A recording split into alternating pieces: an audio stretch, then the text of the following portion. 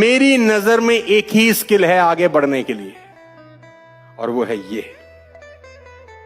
जिद, भूख, पागलपन। और मैं आपको बता दूं, ये स्किल किसी का बाप डेवलप नहीं कर सकता।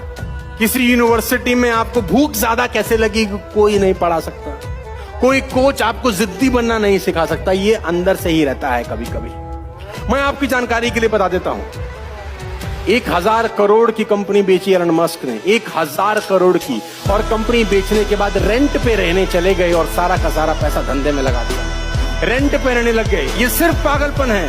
हमारे पास थोड़ा सा पैसा आता है तो हम पर जाने क्या क्या करते हैं, मैं डिटेल में नहीं बता सकता। 1000 करोड़ की कंपनी के बाद बेचने के बाद जो पैसा आया वो सारा का सारा धंधे में लगाया, और धंधे से आज एलन मस्क दुनिया के सबसे रईस आदमी बन गए।